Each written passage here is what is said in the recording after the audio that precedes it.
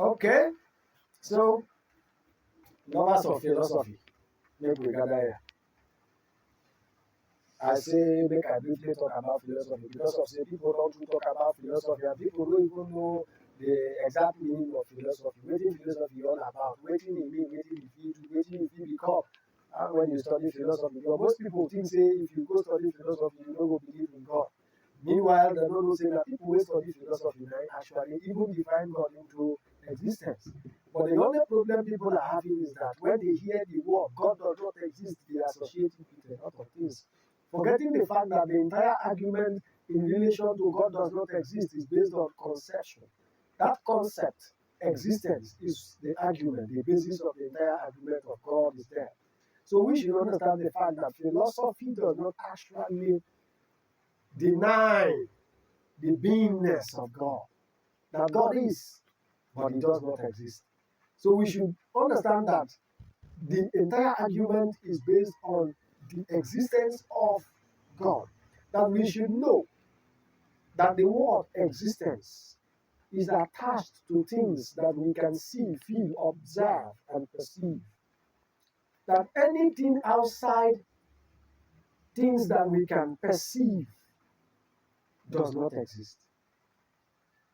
Now, for instance, your grandmother, your great grandmother, who was living, died and passed on. So if somebody asks you, what of your grandmother? What will you say, knowing that she has passed on? Will you say she is existing? No. Because why are you saying she's not existing? Because you are not seeing her again, isn't it? Mm-hmm. It is because you are not seeing her again. You cannot perceive and comprehend her whereabouts. For that reason, you say, she is gone, oh, she has died. She know they exist, she don't die, go. Some people will even say, she know they exist again. Oh. You see it?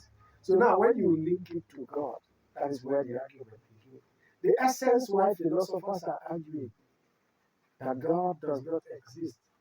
The position is that we should not attach the concept existence to God.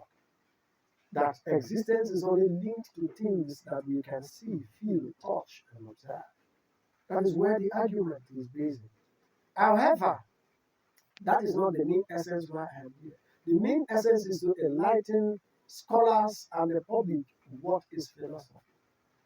So the question is, what is philosophy? Now, I will take you people straight back to the etymological definition. Etymological means where the word comes from, how philosophy originates. Who can give this particular field of study philosophy, where it comes from.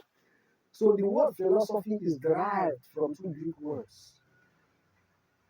It comes from two Greek words. And those two Greek words, one is phileo, and the other one is sophia. Phileo means love. Sophia means wisdom. So philosophy is the love of wisdom, in simple terms. So philosophers are lovers of wisdom. And what is wisdom? Wisdom is the right application of knowledge that generates a positive result. So when one has wisdom, he applies knowledge rationally. He always do things in the right way and carefully and generate a positive result. So philosophy is what? It derives from two Greek words, phileo and sophia. Phileo means what? Love. Sophia means wisdom. So philosophy is the love of wisdom. And automatically philosophers are lovers of wisdom. And outside this definition, then how can you see philosophy again? Philosophy is also the systematic study of what? Nature, reality, knowledge, reasoning, right and wrong thinking. Philosophy analyzes, evaluates how we should live, how we should present our arguments, how we should investigate issues, and how we should give judgment to situations and circumstances around us. So you see that philosophy is not just all about believing in God and not believing in God. Philosophy is not all about arguing whether God exists or God does not exist. But philosophy gives us the ability, it gives us the consciousness to question and investigate every phenomenon around us. Philosophers does not take things hook, line, and sinker, which is why I advise that young scholars that are coming up should not be discouraged from studying philosophy because it gives you the room to understand circumstances and situations surrounding you.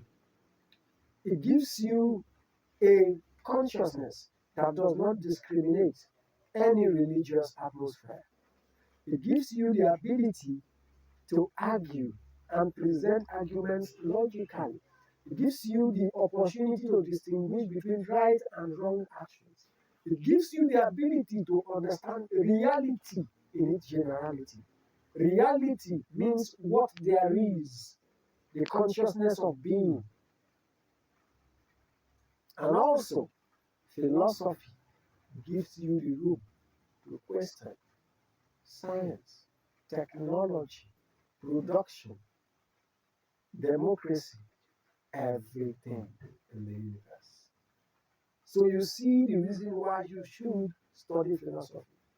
And it is because of its level of relevance that the National University Commission, NUC, decided to make philosophy a general field of study for each student studying in any of their institutions. Had it been philosophy wasn't relevant, it wouldn't have been made a general course in the university. Either you do philosophy and logic or you do philosophy of science.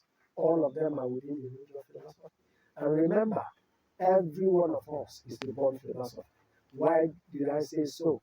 It is because you have the ability to question and doubt the existence of certain things and the truth and possibility of certain things. So as far as you can doubt, you can think, you can question, you are a philosopher.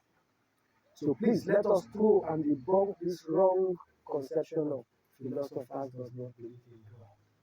Thank you and God bless you. Like, comment, and share this video. Make another man see. Give your own opinion.